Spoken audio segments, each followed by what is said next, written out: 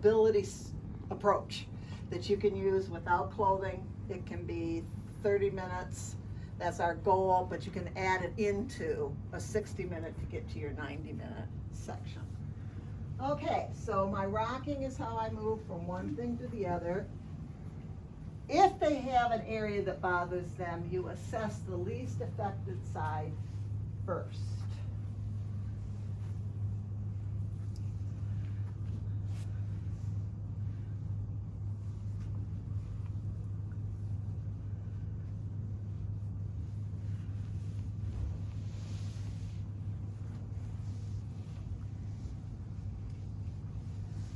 So that's 90 and more.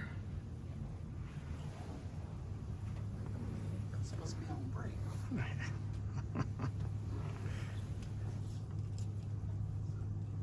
Can you lift? Okay.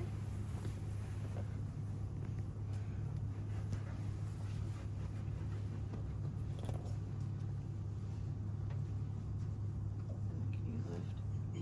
Okay, so this side is short.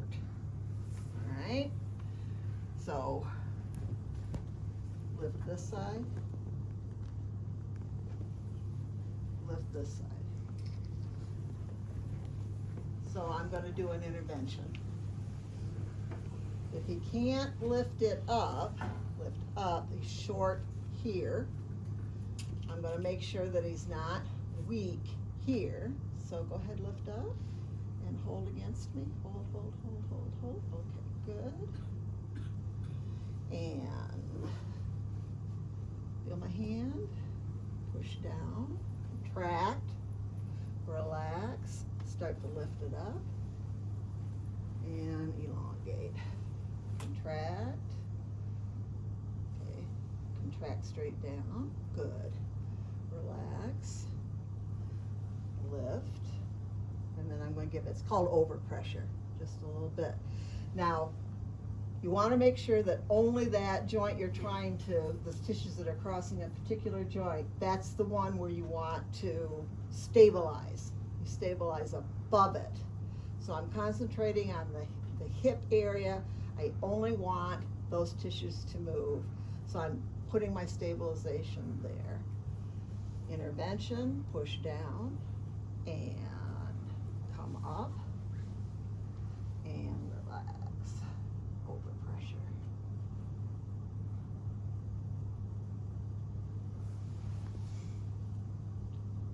I can get external rotation, and I can get internal rotation, and I am a little limited between the two. This one's a little hypermobile.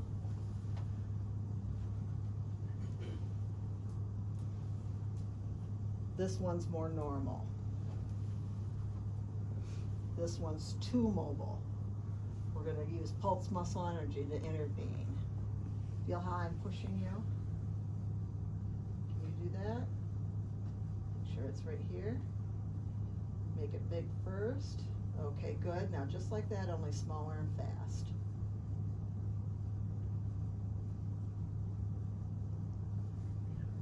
We're trying to stimulate those muscles that are too long. So he's pushing forward about. This way. Okay, we're going to come back and we're going to reassess. He's hypermobile in his knees. That actually improved a lot. All right. Oh no. Surgical removal of the shoe. Kind of like delivering a baby. Yeah.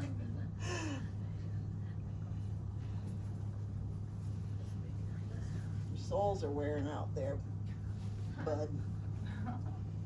An assessment is to look on how the sole is wearing, and you can get an idea of how they're.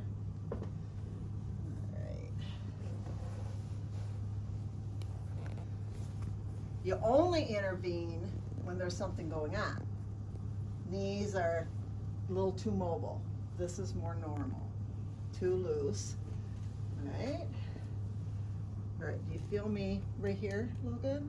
Okay, I want you to push against my hand right there. Can you do make it little and fast. There you go. Now let's do that the other way. This way. Little and fast. He's having a harder time doing that. Good. Now, this way. Those are all the variations on the pulse muscle energy.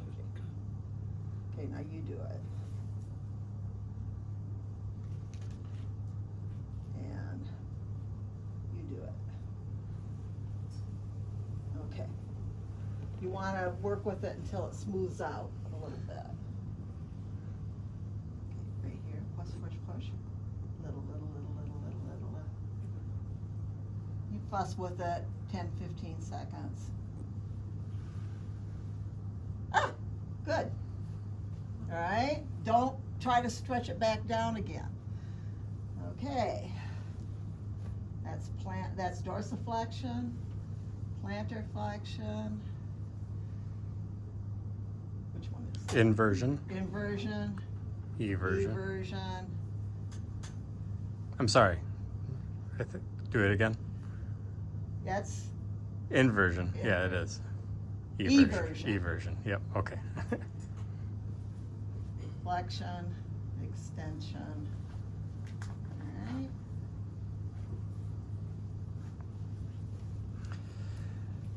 A bit of a graceful component is looking at some of that oscillation and shaking she keeps doing, kind of just sprinkling it in here and there. You'd be surprised at how that creates some kind of a rhythm as you transfer from one place to the other. Also, just any kind of shake is good for those underlying tissues. Like everything's getting slopped and slipped around. So again, we're correcting a hyper. This way. Push.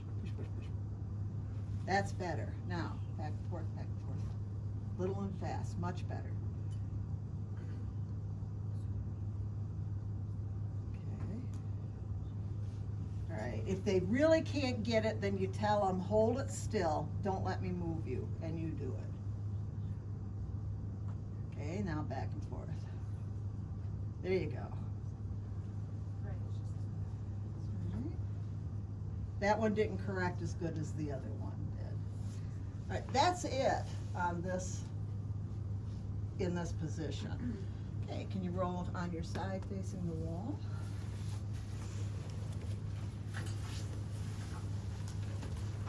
Good job, helper. One of the things you want to remember is that if I can get them in, this is hip flexion. This is knee flexion. If I can get them into that position, that's assessment. All right, so we're down here. And I've already done my flexion and extension because I had some issues there. I might repeat it. And, okay, so like this. Can you do that? Good man, Cliff. There you go.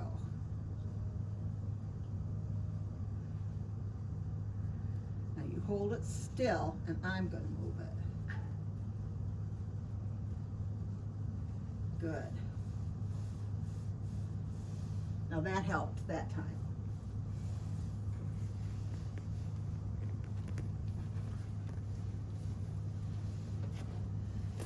And I don't typically do this in this position. You can, but you can get some rotation here. And that all feels pretty normal. I take this down, and this leg can count. You see how I put him into adduction? And we're going to hold him, and we're going to rotate.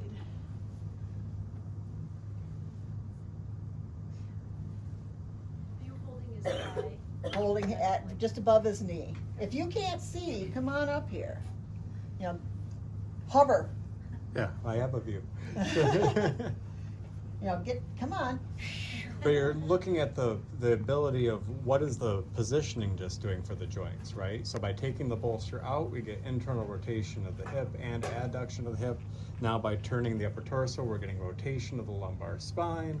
You know, just lots of good passive stuff that's happening even while one motion's done, in this case by just having or removing the bolster.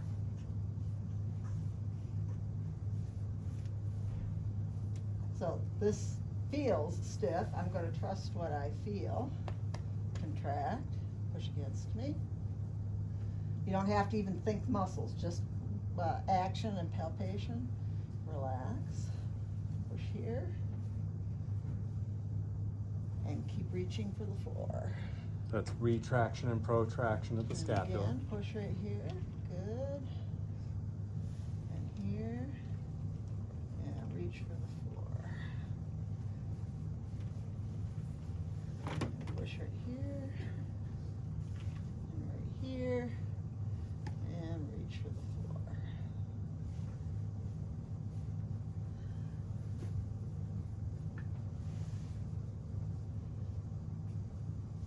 Let's say it's stiff this way. Alright, so push here, keep going, stretch, flop, push here, keep going, stretch, push here, keep going, stretch.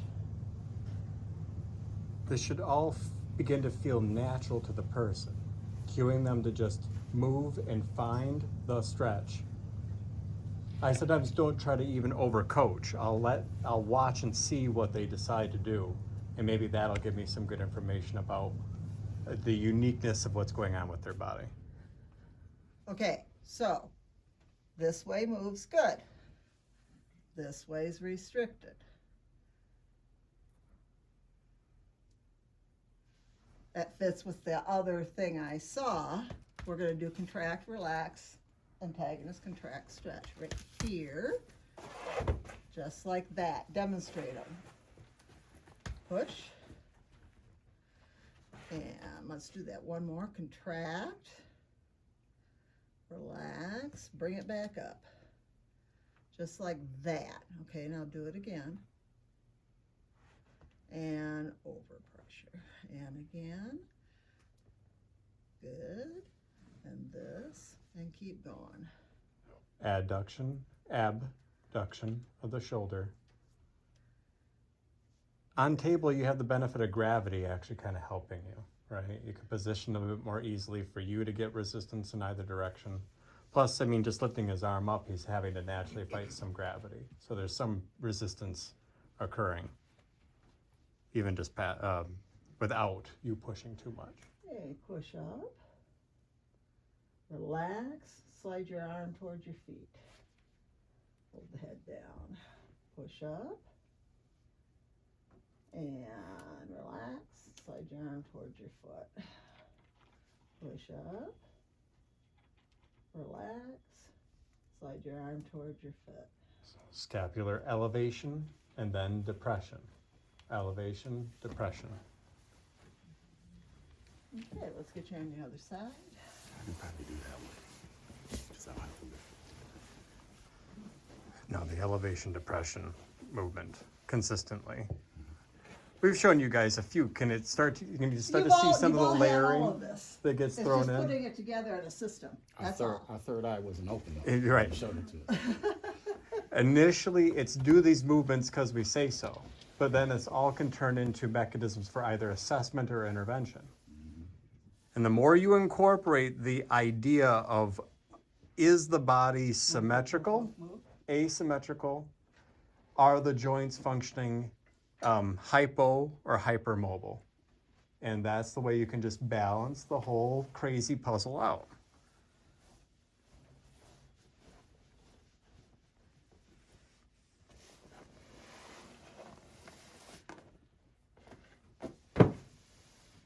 Okay, he's got good movement in here. There was no resistance. Let's just pretend this is stiff right here. So, feel my hand. All right, push against me. Good. Contract, relax, antagonist, contract, stretch. Inversion, eversion. Right here. Good. Push down. Stretch. The stretch you apply is that big. Not big. Little. One more time. And this way. And stretch.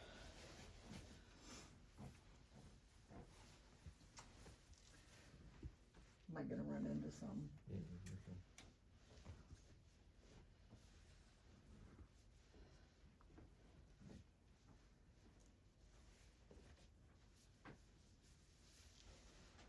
This is how I can do the elbow and the wrist and stuff sideline. So this seems a little short right here to me, right through here. So I'm going to contract right here, relax, push against me the other way, straighten it out, stretch, push against me, and back, stretch it right up. Good. Over pressure. And again. Stretch it right out. I let them help me stretch it. Push right against me. Good. All right. Well, and simply stating that, they'll maybe make small adjustments where they find that extra little bit of stretch sensation. The research seems to suggest that doing this active movement component related to stretching, the phrase they used was it causes a greater tolerance to the sensation of stretch. So people seem to get better value, they get more of a stretch, but it's because they can tolerate the sensation better. It doesn't feel as ouchy. So there's something to just shortening stuff and then lengthening stuff actively prior to moving to an end range that seems to be more efficient than doing it passively or doing just one activation set on one side of the body versus the other. Stabilize at the head, push up, relax, reach for your feet. Push up, relax, reach for your feet. One more time, and reach.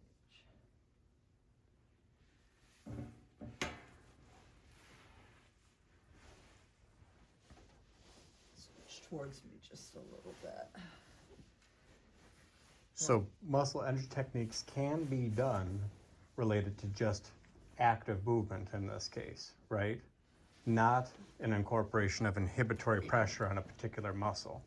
That's the other part that could be thrown in, is you applying pressure on a muscle while doing these active movements. Relax, pull back.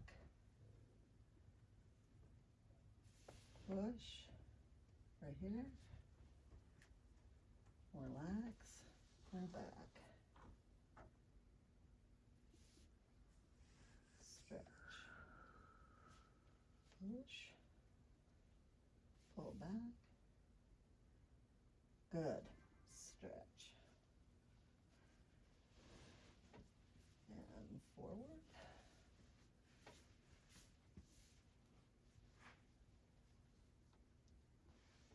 Push against me. Relax, pull back. Push against me. Relax, pull back. Good. Pull your shoulder blades together. Good.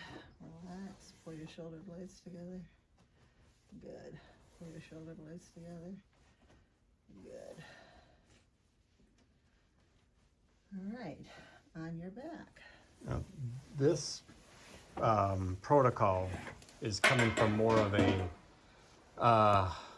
formal joint assessment, active movement in particular planes, all that kind of stuff.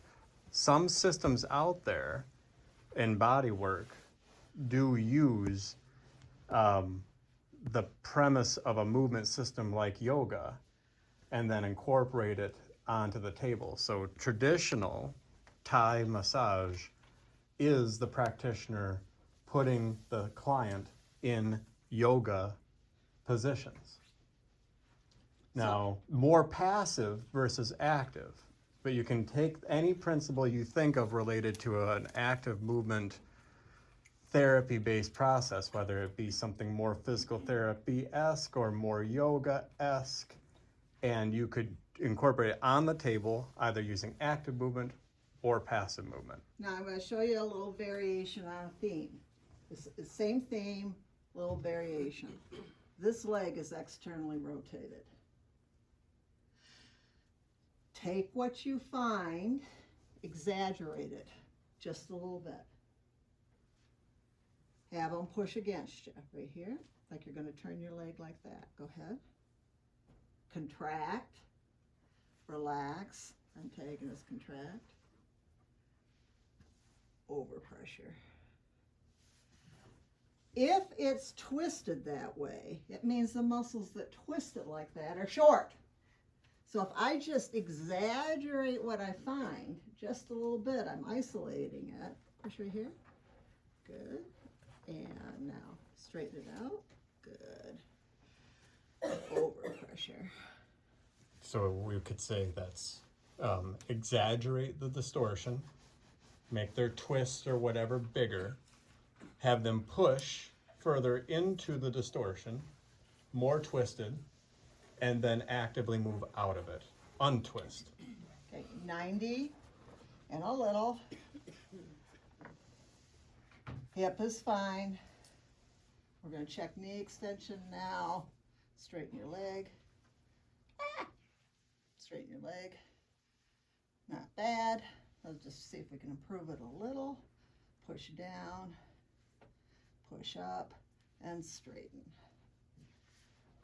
Push down, push up, and straighten.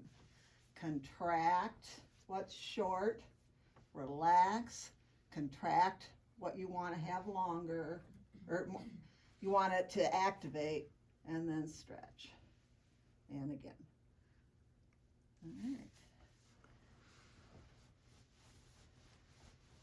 Now the research does also support resistance as opposed to even just gravity or your own body movement. You know, you can do these actions through like a movement routine or what have you, but there's something about making the muscles work a little bit harder that seems to get a bigger effect. Now, there's nothing wrong with this hip. I'm just messing. All right? I'm just making it feel like I'm doing something here. I'm taking up time.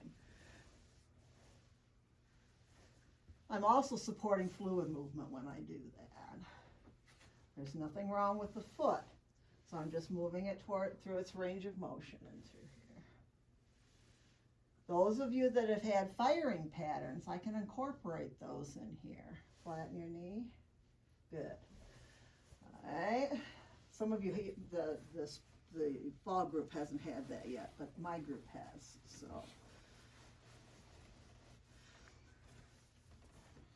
Knees up.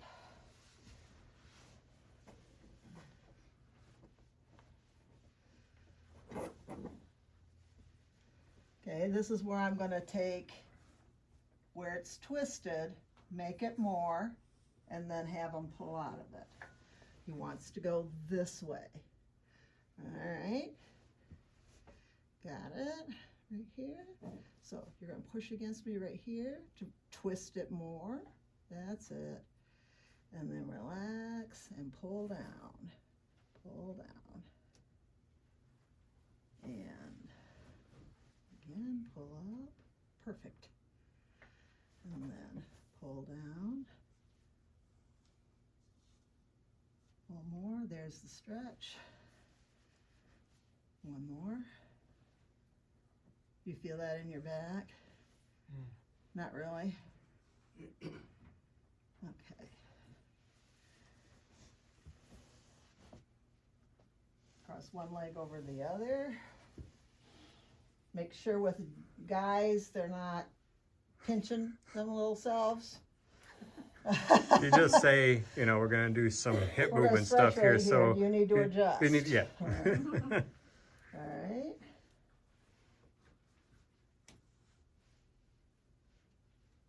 And push back this way. Good. And now this way. come on, come. This way. This way. Keep going. Is that When also stretching the glutes at that point? That's too? getting this whole, yeah. I'm holding him down here, so I'm concentrating the stretch right there. So when you get to where they can't go anymore, push against me. Down, down, down. Then I give them just that little bit of overpressure in there, not very much.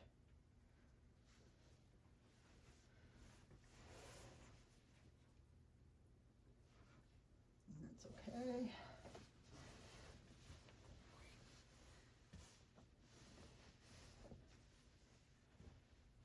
More you'd be talking internal or external rotators. So in that case, going further in, deep lateral hip rotators would be getting more length. This is okay. This is okay. So I just mess with it a little bit. It just feels smooth when you push it. Yeah. There's no resistance. Yeah, That's what it's it just, you know, you're bumping at end range is all you're doing in there. And I know to stop when I feel something coming up in my own hand right here. Okay, hold it down. That's where I stop. That's where I stop. That's where I stop. I feel it here. Bring your crooked looking face over here for a minute so we can put your hand right here. Okay. Tell me when you feel it here. Right there. That's when I stop. Okay. All right? When you feel the joint moving up into your stabilizing hand, that's the end range. Gotcha. See, his face is now uncrooked. But that's the importance of the stabilizing hand. One, it can be associated with like making sure you're stabilizing their body so that as they're pushing, they're isolating joint movement more precisely. The other part is that when you're doing the movement and you're hitting end range, you'll feel your stabilizing hand shifting in some way. And that'll tell you, because if you don't do that, you could be moving the hip around and their whole pelvis is twisting. And it looks like 45 degrees, but you have to isolate it. Put your hand somewhere on the pelvis so you distinguish what's the range of just the hip joint until it starts to move the pelvis. Squeeze together. That was a little muscle test. You don't have to follow the sequence 100% the same way. You've seen me vary it up a little. You just got to make sure everything gets done. And some of the practices, you have to do this kind of stuff enough to just know what normal feels like. It gets way easier if you just practice it enough that you feel what normal, smooth, healthy joint motion feels like. So he's got a glitch. I don't know what it is, but it's glitchy. And that's where it goes. You know what normal feels like, so the glitchy stands out. Okay, so I'm going to take it right into the glitch. And I'm just going to assume, push right here. And then relax and pull up, follow my hand, follow my hand, follow my hand, follow my hand. Again, right here. And follow my hand, follow my hand, follow my hand, follow my hand, over pressure. And right here. Follow my hand, follow my hand. It's that same ribby thing. When I pull here, I feel it here, so. Now you gotta do this 500 times. Got it? All right, you're not gonna get it first time. You've gotta do it and do it and do it and do it. You do not wanna pay me for the time it takes for you to get good at this. That would add a lot of money to your tuition. All right?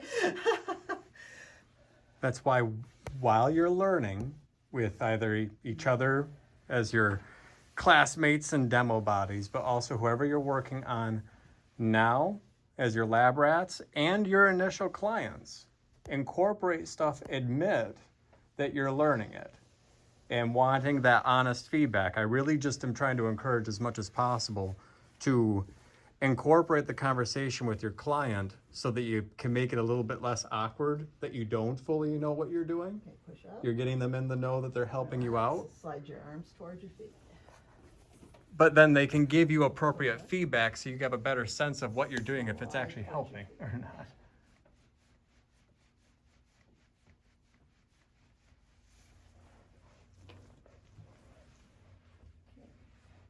You put your chin right there. Move your head, just your chin. Relax it. And tuck your chin, just your chin. There you go, good.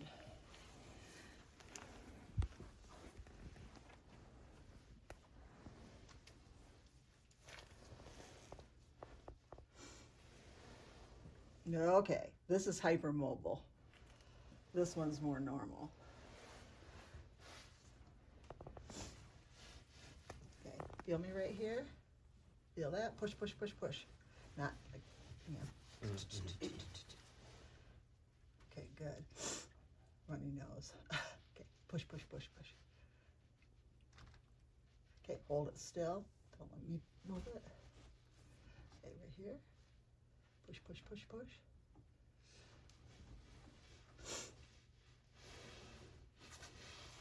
Better.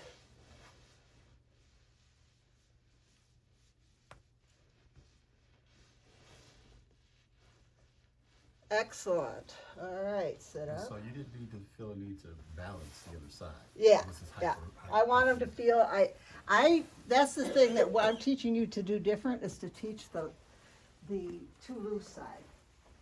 Okay. Turn around. It's just more time efficient to spend more time focusing on the stuff that's too short and make it long again. Good, good, and back. And again. I'd have to push the panic button on this one. Good. Squeeze your shoulder blades together. All right, turn around so they can see what I'm doing here. All right, squeeze your shoulder blades together. Do it without your arms. Perfect. And then bring them together. And do it again. And bring them together. And again. And bring them together.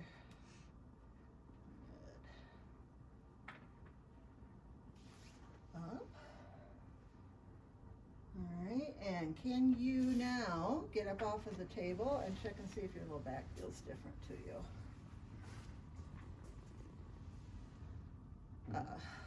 Yeah.